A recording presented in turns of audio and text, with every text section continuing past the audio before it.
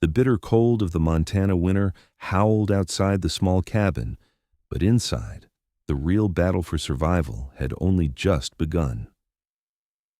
Magdalene Riley's breath came in shallow, ragged wisps as she lay motionless beside the cast-iron stove, her skin ashen against the rough wooden floor.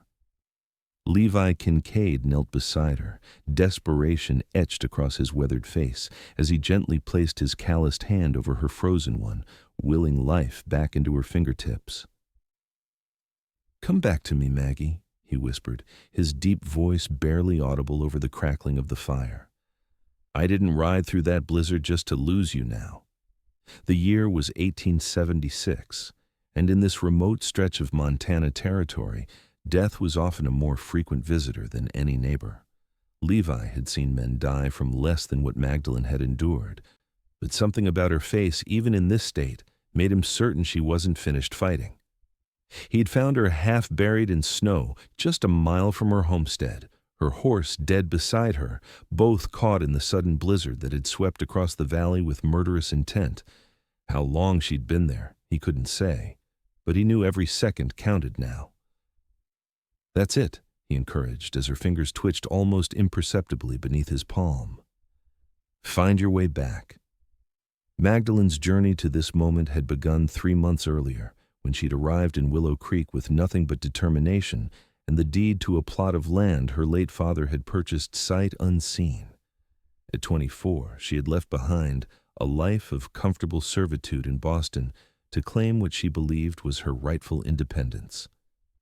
She'd first encountered Levi at Harrington's General Store the day after her arrival. He had been leaning against the counter, tall and imposing in his worn leather coat, a silent observer to her heated exchange with the shopkeeper. "I'm afraid credit isn't something we extend to newcomers, Miss Riley," Mr. Harrington had explained with practiced patience, "especially not to women on their own." "I have money," Magdalene had insisted, pulling out a small pouch of coins. "Just not enough for everything today. I'll pay the difference when my first letter from home arrives." "That's not how business works out here, miss." The shopkeeper's tone had grown firmer. "Cash on delivery, no exceptions." It was then that Levi had straightened up, pushing his hat back slightly on his head of thick chestnut hair. "Put it on my account." "Harrington." Both Magdalene and the shopkeeper had turned to look at him with surprise. "I don't need charity, sir," Magdalene had said immediately, her green eyes flashing with indignation beneath the brim of her bonnet. "Ain't charity," Levi had replied with a slight shrug. "It's an investment. Valley needs more settlers with grit, not fewer." Before she could argue further, he had tipped his hat and walked out, leaving her standing with her pride wounded but her supplies secured. Now, as Levi rubbed her cold hands between his, he wondered if she would remember that first meeting, if when she awakened. He had been watching her struggle to establish her homestead from a distance ever since, admiring her stubborn persistence, but knowing the brutal Montana winter would be unforgiving to even the most seasoned frontiersman, let alone a city woman determined to prove something to herself. A soft moan escaped Magdalene's lips, and Levi's heart leapt in his chest. "That's it, Maggie. Come on back now," he urged, continuing to warm her hands. Her eyelids fluttered, and slowly, agonizingly slowly, they opened to reveal those same fierce green eyes he remembered. "Don't call me Maggie," she whispered, her voice barely there. Levi couldn't help the smile that broke across his face. There she is, stubborn as ever. Magdalene tried to sit up but immediately fell back with a whimper of pain. "My cabin?" "No," Levi answered, gently holding her shoulders to keep her from trying to rise again. "Mine. Your place was too far. Storms still raging and you needed warmth fast." Memory seemed to return to her in waves, her brow furrowing as she processed what had happened. "My horse, Penny?" Levi shook his head grimly. "I'm sorry. She was gone when I found you." Tears welled in Magdalene's eyes, but she blinked them back fiercely. "I shouldn't have tried to make it back. The snow came so suddenly." "It does that here," Levi said softly. "No shame in being caught out. Happens to the best of us." Magdalene's gaze drifted around the small, sparse cabin. A single bed sat against the far wall, a rough-hewn table with 2 chairs occupied the center, and shelves lined with preserved food and supplies covered one wall. It was simple but immaculately maintained. "You live here alone?" she asked, her voice gaining a little strength. Levi nodded. "Just me and the horses." He paused, then added, "And now you. At least until this storm passes." A flicker of concern crossed Magdalene's face. That wouldn't be proper. Despite the gravity of her condition, Levi chuckled. "Miss Riley, with all due respect, propriety ain't the highest concern when survival's at stake." He moved to the stove and ladled some steaming broth into a tin cup. "Think you can sit up enough to drink something? You need to warm from the inside out now." With his help, Magdalene managed to prop herself up just enough to take small sips of the rich venison broth. Her hands still trembled too much to hold the cup herself, so Levi carefully held it to her lips, trying not to notice the delicate curve of them or the way her eyelashes, impossibly long, fluttered with each careful swallow. "Thank you," she murmured when she'd had enough. "For finding me. For—" Her voice trailed off, exhaustion evident in every line of her face. "Rest now," Levi said, helping her back down. He'd laid out his bedroll beside the stove for her, keeping her as close to the heat as safely possible. "We can talk more when you've got your strength back." As Magdalene drifted back to sleep, Levi moved to the window, pushing aside the rough burlap curtain to peer out at the swirling white chaos beyond. The blizzard showed no signs of abating, which meant they would be confined together for at least a few days. He'd been alone for so long that the very thought of sharing his space was unsettling. At 32, Levi had spent the last decade deliberately keeping his distance from others, finding solace in the isolation of his ranch and the company of his horses. The war had left scars that weren't visible to the naked eye, but they ran deep through his soul, making the simplicity of solitude preferable to the complications of human connection. Yet, something about the woman, now sleeping beside his stove, stirred feelings he'd thought long buried beneath years of careful indifference. Over the next 2 days, the blizzard continued its assault on the Montana landscape, shrouding Levi's cabin in a thick blanket of white isolation. Inside, Magdalene slowly regained her strength, moving from the floor beside the stove to Levi's bed, which he had insisted she take despite her protests. "Where will you sleep?" she had asked when he first suggested the arrangement. "Floor's good enough for me," he had replied, already laying out his bedroll. "Been sleeping on harder ground for most of my life." By the 3rd morning, Magdalene was able to sit at the table, wrapped in one of Levi's flannel shirts over her own dress, which he had dried by the fire. Her honey-blonde hair, normally pinned up in a practical bun, hung loose around her shoulders, still drying from the melted snow that had soaked it. "You're lucky, you know," Levi said as he placed a plate of fried cornmeal mush and bacon in front of her. "Another hour out there, and I might not have found you in time." Magdalene's fingers tightened around the tin mug of coffee she held. "I know, I made a foolish mistake, one that nearly cost me everything." "What were you doing out there anyway?" Levi asked, taking a seat across from her with his own plate. She sighed, staring into her coffee. "I'd gone to town for supplies. I knew the storm was coming, but I thought I had more time." A rueful smile touched her lips. "I'm still learning that nature doesn't conform to my expectations out here." "That's a hard lesson," Levi agreed, "one that some folks never quite grasp." They ate in companionable silence for a few minutes, the howling wind outside making the warmth of the cabin feel even more precious. "May I ask you something?" Magdalene finally said, setting down her fork. Levi nodded, curious. "Why did you help me that day in the store? You didn't know me." The question caught him off guard. He took a long drink of his coffee, considering his answer. "Suppose I recognized something in you," he finally said. "A kind of determination I don't see much anymore. Reminded me of why I came out west in the first place." "And why was that?" she pressed, her green eyes studying him with an intensity that made him shift in his seat. Levi ran a hand through his hair, uncomfortable with her scrutiny. To start fresh. To build something that was mine alone. He paused, then added more quietly, to find peace. Understanding flickered in Magdalene's eyes. The war. He nodded once, tersely. Cavalry, 4 years of it. She didn't push for more details, and he was grateful for that. Instead, she shared her own story how her father had died unexpectedly, leaving her with little inheritance beyond the deed to the Montana property he'd purchased as a speculative investment.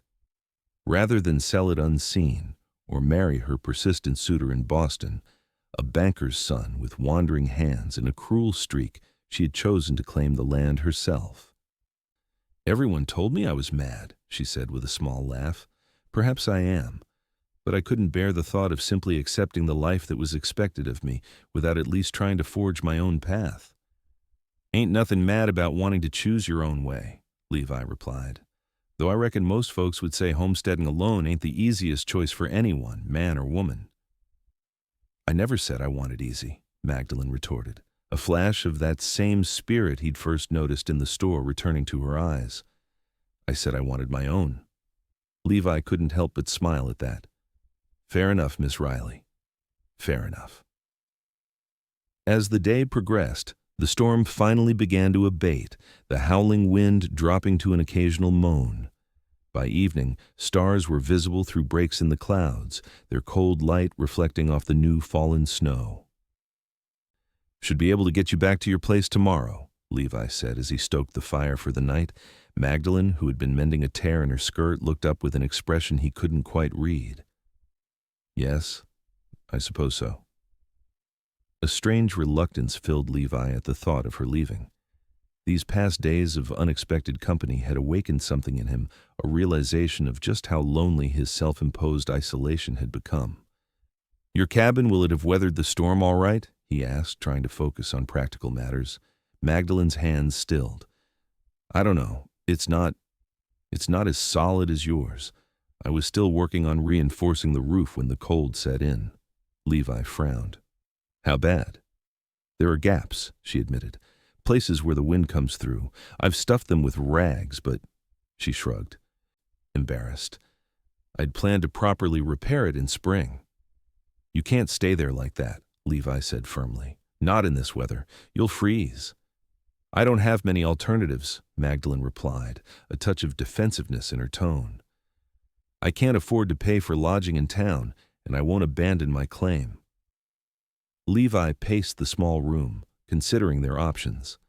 What he was about to propose went against every boundary he'd established for himself over the past decade, but he couldn't in good conscience send her back to a shelter that might not protect her from the deadly winter.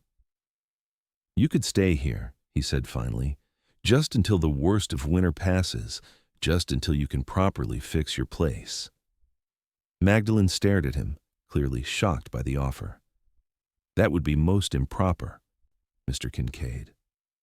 "So is dying of exposure," he countered bluntly. "Look, I can sleep in the lean-to with the horses.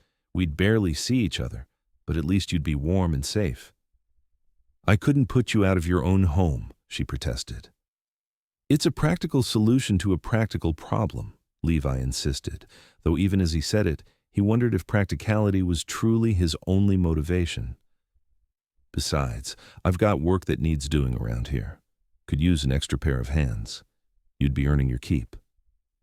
Magdalene seemed to wrestle with herself, pride warring with pragmatism. Finally she sighed. "I suppose. If it's truly just until the weather breaks, and if I can contribute in a meaningful way." "Then it's settled," Levi said quickly, before either of them could reconsider. That night, as he lay on his bedroll listening to Magdalene's soft breathing from the bed, Levi wondered if he had made a terrible mistake. It had been so long since he'd allowed anyone close physically or otherwise, and now he had invited this woman, this virtual stranger, with her fierce independence and penetrating gaze, into the sanctuary he had built for himself. Yet somehow, the thought didn't fill him with the dread he might have expected. Instead, there was a curious warmth, a sense of rightness that he couldn't quite explain even to himself. The next morning, they rode to Magdalene's homestead to assess the damage and collect what she would need during her extended stay at Levi's cabin. The journey took longer than usual, their horses having to navigate through deep snowdrifts, but the crisp, clear day made the landscape sparkle like diamonds had been scattered across its surface. Magdalene's cabin came into view as they crested a small rise, a humble structure set against the backdrop of pine-covered hills. Even from a distance, Levi could see that parts of the roof had indeed collapsed under the weight of the snow. "Oh, no," Magdalene whispered, spurring her borrowed horse forward.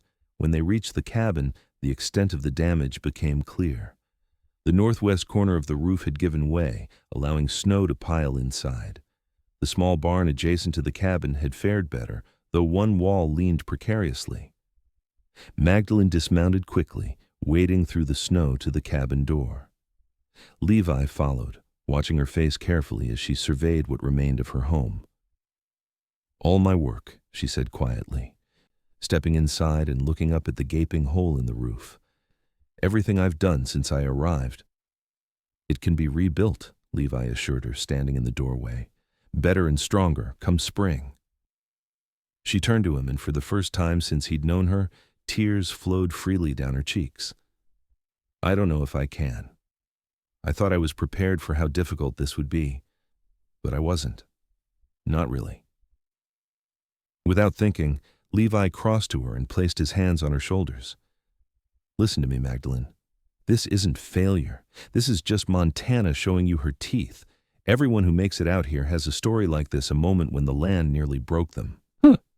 Did you?" she asked, looking up at him with those remarkable green eyes, now swimming with tears. "First winter," he confirmed. "Lost half my stock to cold and wolves. Thought about giving up every day for months." "What made you stay?" Levi's hands dropped from her shoulders, and he moved to look out the broken window at the vast landscape beyond. "Stubbornness, maybe. Or knowing there wasn't much waiting for me back east, or—" He hesitated, searching for the right words.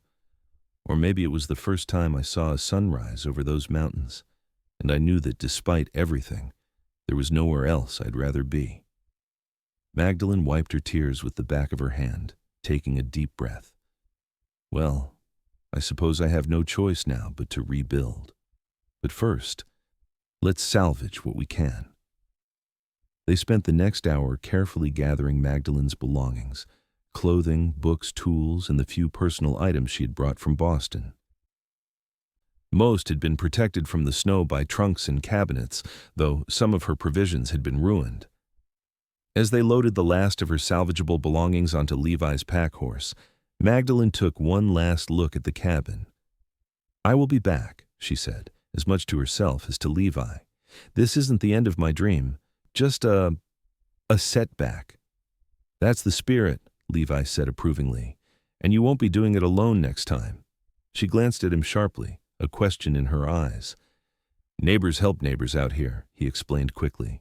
"It's the only way any of us survive." The ride back to Levi's cabin was quiet, each lost in their own thoughts. By the time they arrived, the short winter day was already fading into dusk. They worked together to unload Magdalene's belongings and settle the horses, moving with the easy rhythm of people who had already grown accustomed to sharing space and tasks.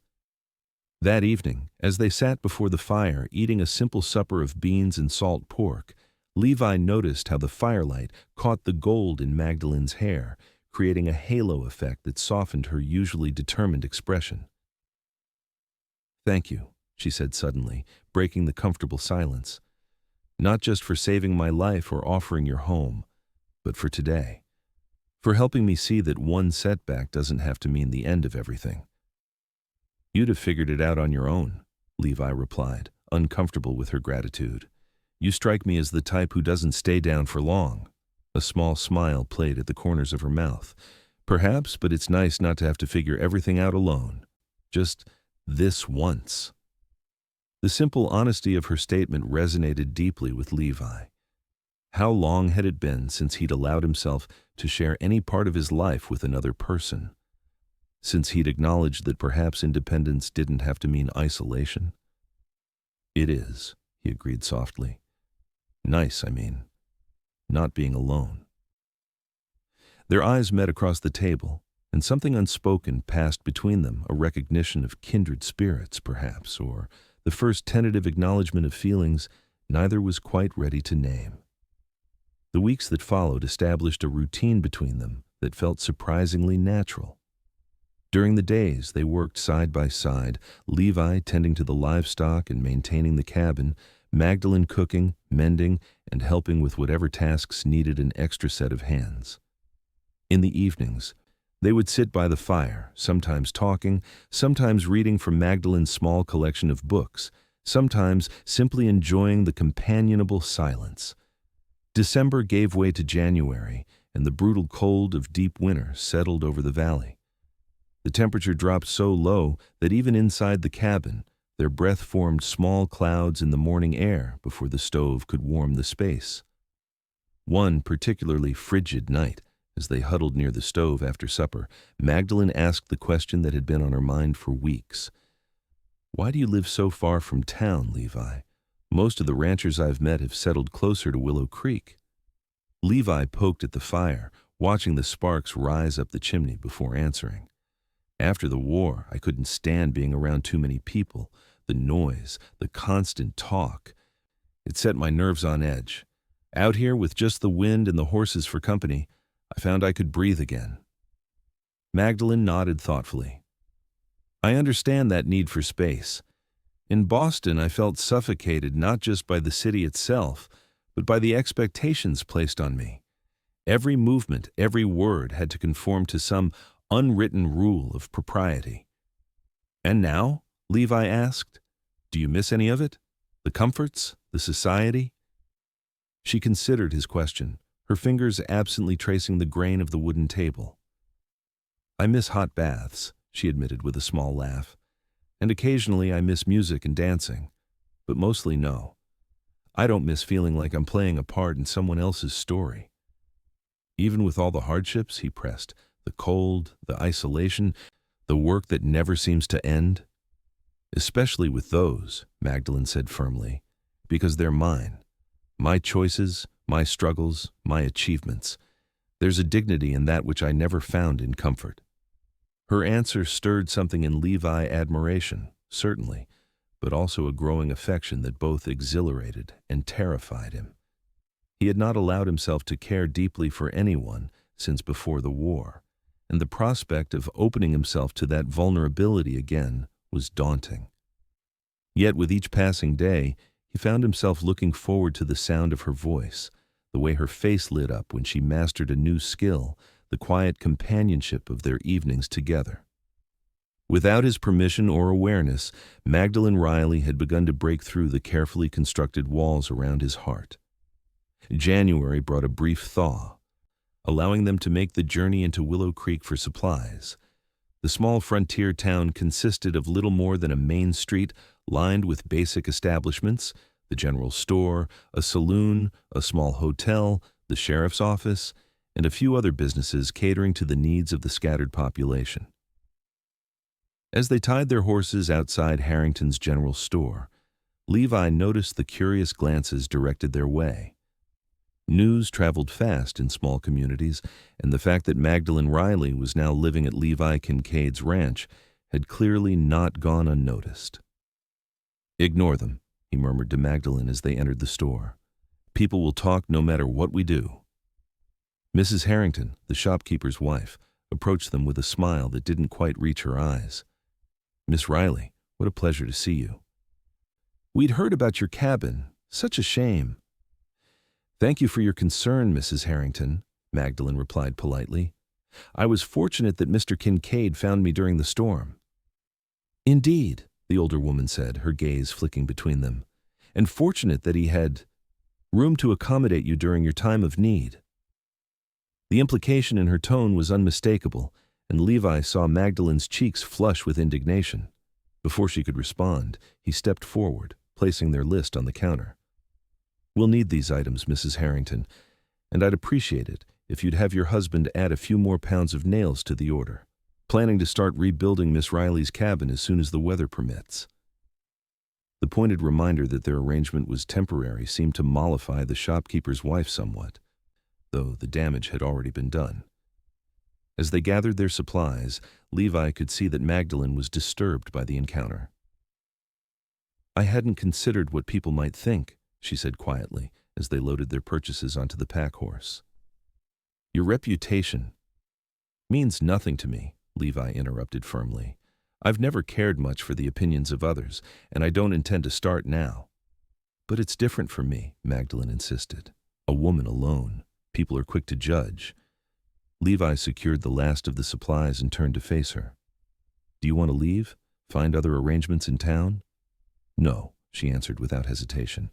"But perhaps we should be more circumspect." "By doing what?" Levi asked with a trace of frustration. "Pretending we don't know each other when we come to town? You nearly died. Magdalene, I offered you shelter. There's nothing improper about that. In Boston, it would be considered highly inappropriate for an unmarried woman to live under the same roof as an unmarried man, regardless of the circumstances," she said. "Well, this ain't Boston," Levi replied simply. "Out here, survival trumps propriety every time, and anyone who says different has never faced a Montana winter alone." His blunt assessment seemed to reassure her somewhat, though he could tell she was still troubled as they mounted their horses and headed back toward the ranch. They were about a mile outside of town when they encountered Sheriff Thomas Whelan riding toward them. The lawman raised his hand in greeting, bringing his horse alongside theirs. "Kincaid, Miss Riley," he said, tipping his hat. "Good to see you both well after that last storm. Heard about your cabin, miss. Tough break." "Thank you, Sheriff," Magdalene replied. "I'm grateful that Mr. Kincaid has offered me shelter until spring." The sheriff nodded, his weathered face impassive. "Good man, Kincaid. Always was." He turned to Levi. "Wanted to give you a heads up, there have been reports of cattle rustling over near the Peterson place. Might want to keep an eye on your stock." "Appreciate the warning," Levi said. "I've only got the 2 milk cows and the horses right now, but I'll keep them close." "See that you do."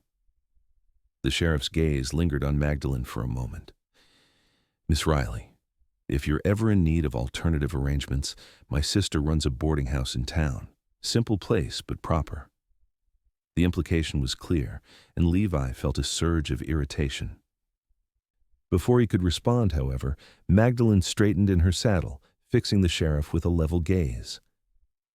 "That's very kind, Sheriff Whelan, but I'm quite comfortable with the current arrangement.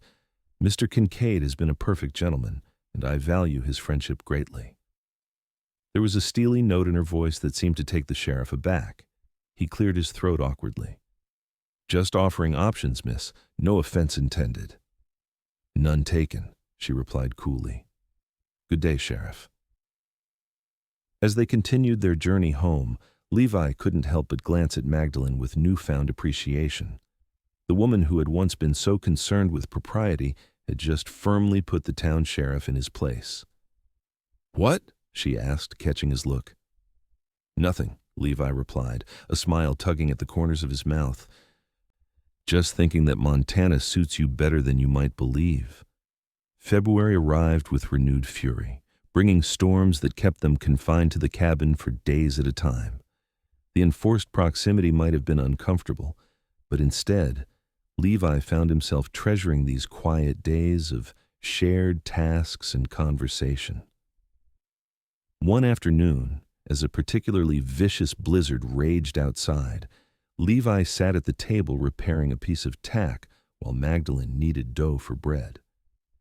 The domesticity of the scene struck him suddenly how natural it felt to share this space with her, how the cabin that had once seemed sufficient now felt somehow more complete with her presence. "What are you thinking about?" Magdalene asked, catching him watching her. Levi looked down at his work, embarrassed to be caught staring. "Just wondering if you've given any more thought to your plans for spring, for rebuilding." She dusted flour from her hands, considering. "I have. I think I need to be more realistic this time. Build something smaller, but sturdier. Something I can manage on my own, but that will withstand the winters better." I meant what I said about helping, Levi reminded her. I've built a few structures in my time. Could show you some tricks to make it more weather-tight. I'd appreciate that, Magdalene said, smiling. Though I hope you know I intend to repay your kindness somehow. No repayment necessary, Levi insisted. Like I said, neighbors help neighbors out here. Magdalene resumed her kneading, quiet for a moment before speaking again. Is that all we are, Levi? Neighbors? The question hung in the air between them, charged with meaning. Levi's hands stilled on the leather he was mending, his heart suddenly hammering in his chest. What else would we be? He asked carefully, not daring to look up. Magdalene set the dough aside and wiped her hands on her apron. I don't know, she admitted softly, but it feels different than that, at least to me. Levi finally raised his eyes to meet hers, seeing in them a vulnerability that matched his own. To me too, he confessed, but I haven't. He struggled to find the right words. It's been a long time since I let myself care about anyone. I understand, Magdalene said, moving around the table to stand beside him. I came here to be independent, not to, she gestured vaguely between them, not to find this, whatever this is. Levi stood slowly, acutely aware of how close she was, of the faint scent of flower and lavender that seemed to surround her. What do you want it to be, Magdalene? Her eyes searched his, honest and unguarded. I want it to be real, not born of convenience or proximity or gratitude, just real. Without thinking, Levi reached out to brush a strand of hair from her face, his fingers lingering against her cheek. It is real, he said, his voice rough with emotion. More real than anything I've felt in years. The moment seemed suspended in time, both of them standing on the precipice of something neither had expected to find in this remote wilderness. Then, slowly, hesitantly, Levi leaned forward and pressed his lips to hers in a kiss that was as gentle as it was profound. When they separated, Magdalene's eyes remained closed for a moment, as if she was savoring the feeling. When she opened them, they were filled with a warmth that made Levi's breath catch. Well, she said softly, a small smile playing at her lips. I suppose that settles the question of what we are to each other. Levi couldn't help but laugh, the tension of the moment breaking into something lighter, yet no less meaningful. I suppose it does at that. The blizzard continued to rage outside, but within the cabin, a different kind of storm had been weathered, the storm of uncertainty and unspoken feelings that had been building between them for weeks. That evening, as they sat together before the fire, their fingers intertwined, Levi spoke of things he had kept buried for years, the horrors he had witnessed during the war, the comrades he had lost, the nightmares that still occasionally plagued him. Magdalene, in turn, shared her fears of failure, her complicated relationship with her late father, her determination to prove herself in a world that seemed designed to thwart women's independence. Do you think we're fools? She asked as the fire burned low. Two people who came west seeking solitude, only to find each other instead? Levi squeezed her hand gently. If we are, then it's the best kind of foolishness, the kind that reminds you you're alive. As February gave way to March, their relationship deepened, blossoming in the quiet intimacy of shared days and nights. They were careful to maintain separate sleeping arrangements, both conscious of preserving Magdalene's reputation despite their growing feelings, but in every other way, they had become partners in work, in conversation, in planning for the future. The first real thaw came in late March, turning the snow-covered landscape into a muddy quagmire. They rode out to Magdalene's homestead to assess the winter's damage and begin planning the rebuilding effort. Standing amidst the ruins of her cabin, Magdalene didn't look defeated as she had that first time. Instead, she surveyed the site with a practical eye, already envisioning what would rise in its place. I think we should position it differently, she said, gesturing to a spot about 20 yards from the original foundation. Higher ground, better drainage, and that copse of trees will provide some wind protection. Levi nodded approvingly. Smart thinking. We can salvage some of the lumber from this structure, but we'll need to cut fresh timber for the main supports. They spent the day measuring and marking, laying out the footprint for the new cabin. It would be smaller than Levi's, but built with the same attention to detail and practicality. As the sun began to set, casting long shadows across the land, Magdalene stood looking out over what would soon be her home again. Levi came to stand beside her, his hand finding hers naturally. Having second thoughts? He asked. She shook her head. No, just realizing how much has changed since I first came here. How much I've changed. For the better, I hope. Magdalene turned to face him, a smile lighting her eyes. Definitely for the better. I came seeking independence, but I found something more valuable, the knowledge that independence doesn't have to mean being alone. Levi raised their joined hands and pressed a kiss to her knuckles. Wise words from a city girl. She laughed, the sound bright in the gathering dusk. I think I've earned the right to call myself a Montana woman now, don't you? That you have, he agreed, and the toughest one I know, at that. They made their way back to the horses, the plan for rebuilding clear in both their minds.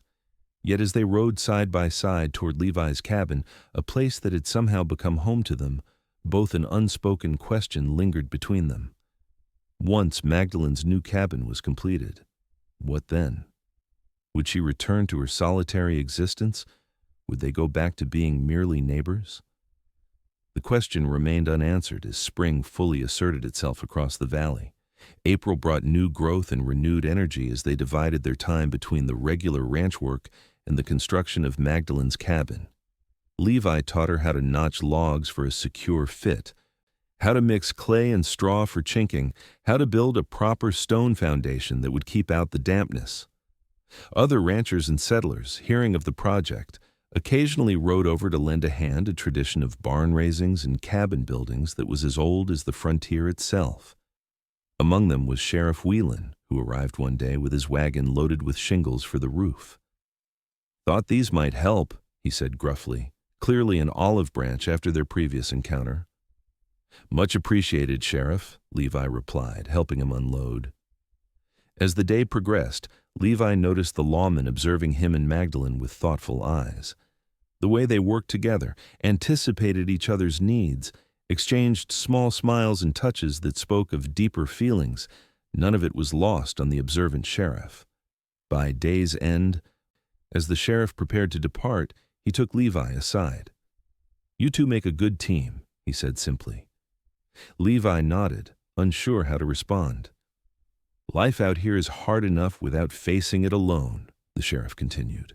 No shame in finding someone to share the burden with. No, Levi agreed, glancing over to where Magdalene was coiling rope. No shame in that at all. The sheriff clapped him on the shoulder before mounting his horse. Just make it proper, Kincaid. She deserves that much. With that cryptic advice, he rode off, leaving Levi to ponder his words as the sun set over the half-completed cabin. By early May, the new structure was nearly finished, a sturdy one-room cabin with a proper stone fireplace, tight-fitting logs, and a roof designed to shed snow effectively. They were working on the door when Levi finally broached the subject that had been weighing on his mind. It'll be ready for you to move in by the end of the week, he said, carefully fitting the hinges. Magdalene paused in her sanding of the door panel. Yes, I suppose it will. Is that still what you want? Levi asked, keeping his eyes on his work. To move back here? She was silent for a long moment. When I first came to Montana, living on my own land, in a home I built with my own hands that was everything I wanted.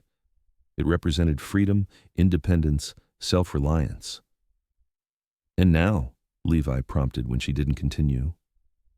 Magdalene set down her sandpaper and moved to stand in front of him. Now I understand that true independence isn't about doing everything alone. It's about having the freedom to choose who you share your life with. Levi finally looked up, hope and uncertainty warring in his expression. "And who do you choose, Magdalene Riley?" "You," she said simply, "if you'll have me." The hammer slipped from Levi's fingers as he stood, closing the distance between them in one stride. He cupped her face in his hands, his eyes searching hers. "Are you certain? My place is isolated, basic at best. Your cabin, you've worked so hard on it." "A cabin is just walls and a roof," Magdalene replied, her hands coming to rest on his chest. "But a home is where you feel you belong, and I belong with you, Levi Kincaid." He kissed her then, pouring all the love and hope and future promise into it that words couldn't adequately express. When they finally parted, both breathless, he rested his forehead against hers. "I love you, Magdalene Riley," he whispered, "have since you stood in Harrington's store with your chin up, too proud to accept charity but too determined to back down." She laughed softly, her eyes shining. "And I love you, Levi Kincaid, though I think it took nearly freezing to death for me to admit it to myself." "Well," he said, a smile breaking across his face, "we should probably make this official then. Can't have the sheriff giving me disapproving looks every time I ride into town." Magdalene's eyes widened as Levi stepped back and, to her astonishment, lowered himself to one knee. "I don't have a ring," he said, taking her hand in his, "and I don't have fancy words or promises of wealth, but I can promise you this: a life built together, side by side, a home that's ours, not just mine or yours, a love that's chosen freely, not out of convenience or necessity. Magdalene Riley, will you marry me?" Tears sprang to her eyes as she nodded, words momentarily beyond her. "Yes," she finally managed. "Yes, I will." Levi rose to his feet, gathering her in his arms and lifting her off the ground in his exuberance. Her laughter rang out across the valley, a sound of pure joy that seemed to echo his own feelings perfectly. As he set her down, a thought occurred to him. "What about this place?" he asked, gesturing to the nearly completed cabin. Magdalene looked around thoughtfully. "It could be a good place for guests or storage, or—" She paused, a blush coloring her cheeks. "Or perhaps someday, for children who need rooms of their own." The thought of a family, something Levi had long ago resigned himself to, never having filled his heart with a warmth he couldn't have imagined just months earlier. "I like the sound of that," he said softly. They were married 2 weeks later in a simple ceremony at the small church in Willow Creek. Mrs. Harrington, who had gradually warmed to Magdalene despite her initial disapproval, helped arrange flowers from her garden to decorate the modest sanctuary. Sheriff Whelan stood as Levi's witness, while the schoolteacher, Miss Porter, stood for Magdalene. The bride wore a dress of pale blue calico, practical, yet pretty, with a crown of wildflowers in her hair. Levi, unaccustomed to formal attire, had nevertheless purchased a new shirt for the occasion and polished his boots until they shone. "Never thought I'd see the day," the sheriff murmured as they waited for Magdalene to arrive. "Levi Kincaid, the lone wolf of Willow Creek, taking a wife." "Neither did I," Levi admitted. "But then again, I never thought I'd fish a half-frozen Boston woman out of a snowdrift either." Any further conversation was cut short as the church door opened and Magdalene appeared, radiant in the late spring sunshine that streamed through the windows. As she walked toward him, Levi felt a sense of rightness, of completion that he had never expected to find in this lifetime. The ceremony was brief but meaningful, their vows exchanged with clear voices and unwavering conviction. When the preacher pronounced them man and wife, the small gathering of townspeople and neighboring ranchers erupted in cheers and applause. "Mrs. Kincaid," Levi said with a grin as they made their way back down the aisle. "Mr. Kincaid," Magdalene replied, squeezing his arm, "it appears we've caused quite the sensation in Willow Creek." "Let them talk," Levi said, leaning down to whisper in her ear. "We've got better things to do than worry about gossip." The modest celebration that followed at the town hall was filled with good food, music, and the kind of genuine well-wishes that came from a community that understood the value of finding companionship in a harsh land. By sunset, the newlyweds were riding back to their ranch, to the home they would now officially share as husband and wife. As summer settled over the valley, Levi and Magdalene fell into a new rhythm of shared work and shared dreams. They expanded the garden, added a room to the cabin for future children, and continued to improve both properties. Magdalene's original homestead became a place for storing hay and housing the growing number of livestock they acquired, while Levi's cabin, now their cabin, was transformed by Magdalene's touch into a home that reflected both their personalities. One evening in late August, as they sat on the porch watching the sunset paint the mountains in shades of gold and purple, Magdalene rested her head on Levi's shoulder. "Do you remember that day in February?" she asked, "when you asked if I thought we were fools for seeking solitude only to find each other?" "I remember," Levi said, his arm tightening around her waist. "I've been thinking about that conversation," she continued, "about how the things we think we want aren't always what we truly need." Levi nodded, understanding immediately what she meant. "You came west seeking independence, and found that true independence includes the freedom to choose connection," she finished, "while you sought isolation, and discovered that healing sometimes requires letting someone in," he completed her thought. "We were both running from something in our own ways."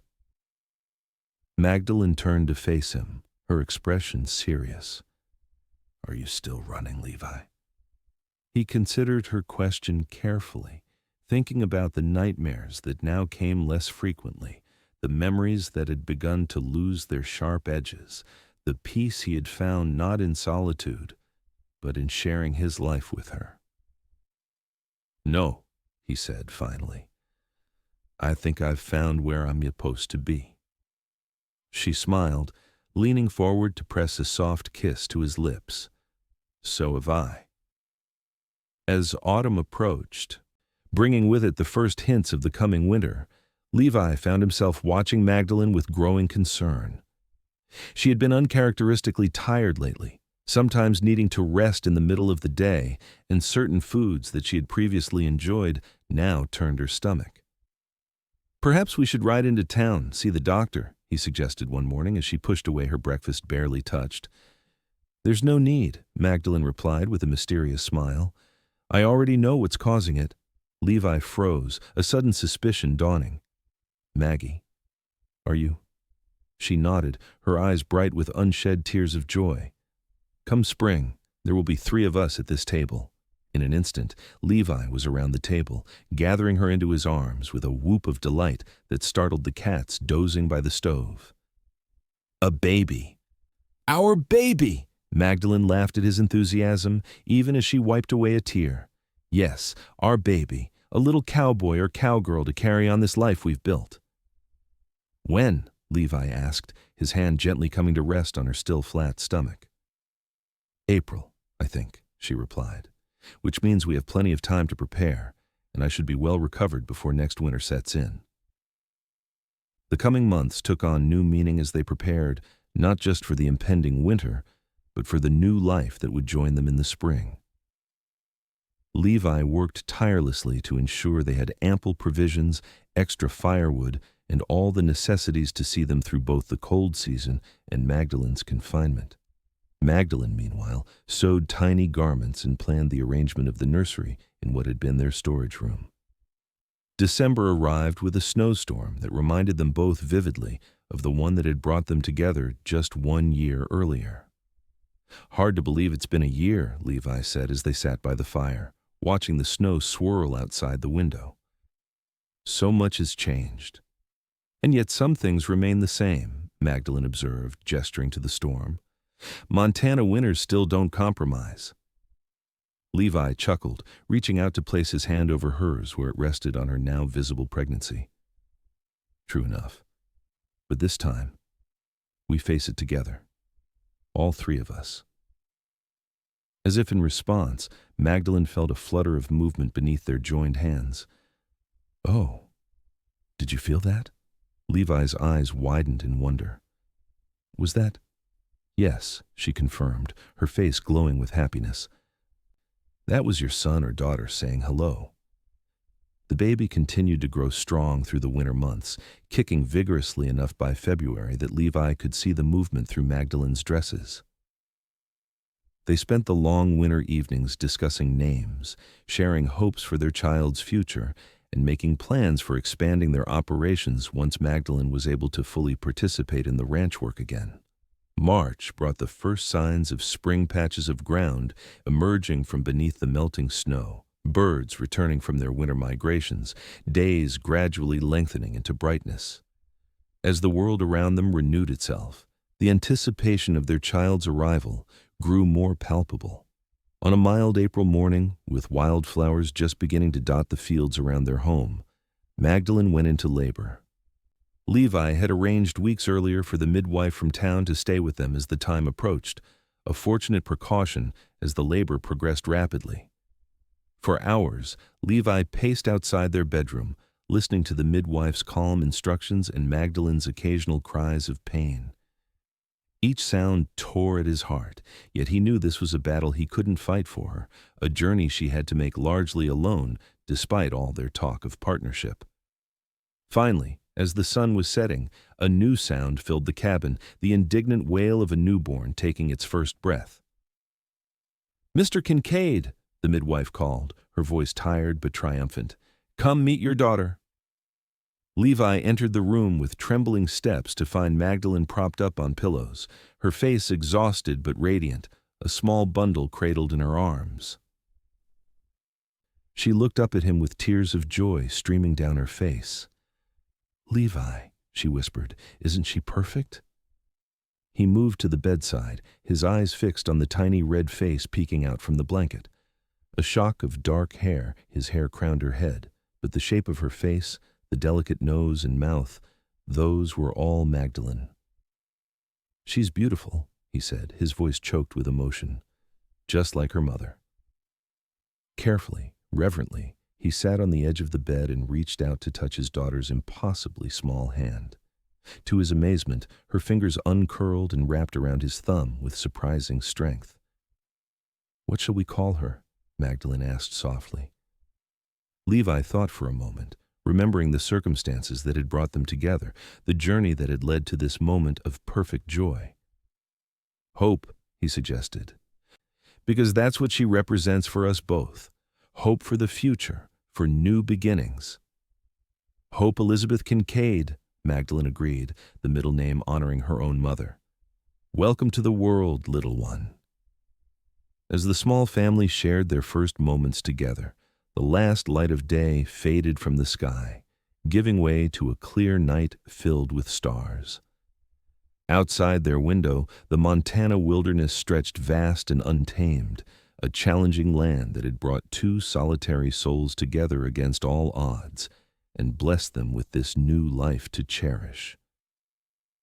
In the days and weeks that followed, they settled into the rhythms of parenthood midnight feedings, diaper changes, the constant wonder of watching their daughter discover the world around her. Hope grew stronger each day. Her personality emerging in small ways, the determined set of her jaw when she was hungry, the curious gleam in her eyes, green like her mother's, as she observed the play of light through the cabin windows. By her first birthday, Hope was taking her first tentative steps across the cabin floor, her chubby hands reaching for the cats that had become her devoted protectors. Magdalene had fully recovered her strength and had begun accompanying Levi on his daily rounds of the ranch again, sometimes with Hope securely strapped to her back, other times leaving her in the care of a neighboring woman who came to help with household tasks. Their small ranch prospered as they expanded their operations, adding more cattle to their original dairy cows and increasing their horse breeding program. Magdalene's original homestead had been converted into a proper barn and storage facility, a testament to their determination to make use of everything the land offered them. 2 years after Hope's birth, Magdalene gave birth to a son, Lucas James Kincaid, a sturdy boy with his mother's blonde hair and his father's dark eyes. With two healthy children and a thriving ranch, the Kincaids found themselves living a life neither had dared to dream of when they first arrived in Montana Territory. On the 5th anniversary of the blizzard that had brought them together, Levi and Magdalene sat on their expanded porch, watching 6-year-old Hope chase 4-year-old Lucas through the twilight-shadowed yard. Inside, a pot of stew simmered on the stove, filling the home with savory aromas that would soon call the family to dinner. "Do you ever think about how differently things might have turned out?" Magdalene asked, her hand finding Levi's as it always did in quiet moments. "If the storm had hit a day later, or if you hadn't found me when you did?" Levi squeezed her fingers gently. "Sometimes. But then I remember something my father used to say, that the most important turns in our lives often look like accidents to us, but they're really just the world setting things right." Magdalene smiled, leaning her head against his shoulder. "Well, if that's the case, then I'm grateful for that blizzard and everything that followed, even the frightening parts." "As am I," Levi agreed, watching as Hope finally caught her brother in a triumphant hug. "Though I could have done without the terror of finding you half frozen beside your horse." "I don't know," Magdalene teased. "That moment beside the stove, when you placed your hand on mine and waited for warmth to return, that was the beginning of everything for us. Our own private miracle in the midst of a Montana winter." Levi turned to look at her, marveling as he often did at how this remarkable woman had transformed his life so completely. "You're right, as usual. It was a beginning, though I had no idea then just how much would follow from that moment." "And now?" she asked, her eyes reflecting the last golden rays of the setting sun. "What do you see when you look ahead?" Levi's gaze took in their children playing in the yard, the prosperous ranch surrounding them, the home they had built together both physically and emotionally. "More beginnings," he said simply. "Each day with you and our children is a new beginning, and I wouldn't have it any other way." As the first stars appeared in the deepening blue of the evening sky, Levi called the children in for supper. They came running, full of stories about their adventures in the yard, their young voices filling the cabin with the kind of joyful noise that Levi had once avoided, but now cherished above all else. Later that night, with the children tucked into their beds and the household settled into peaceful slumber, Levi and Magdalene lay in their own bed, talking softly about plans for the coming spring, new fields to plant, calves to be born, the possibility of adding another room to the ever-growing cabin. "Do you think we'll ever move to a bigger house?" Magdalene asked, tracing patterns on Levi's chest with her fingertip. "Something like those fancy 2-story homes starting to appear in town?" Levi considered her question, thinking about the modest cabin that had witnessed so many significant moments in their lives together. "Would you want to?" he asked carefully. "Leave this place?" Magdalene propped herself up on one elbow to look at him in the soft lamplight. "No," she admitted with a smile. "I was just curious if you ever thought about it. This place, it's more than just walls and a roof to me. It's where I found myself, where I found you, where our children were born. It's home in every sense of the word." "Then we'll stay," Levi said, pulling her close. "We'll keep adding rooms as we need them, keep improving what we have. This land, this home, it's our legacy to Hope and Lucas and to any other children we might be blessed with." As he spoke the words, Magdalene's smile deepened into something secret and joyful. "About that," she said, taking his hand and placing it on her stomach. "We may need to start planning that next room sooner rather than later." Levi's eyes widened in surprise and delight. "Really? Again?" she nodded, laughing at his expression. "Really. Come autumn, our family will grow by one more."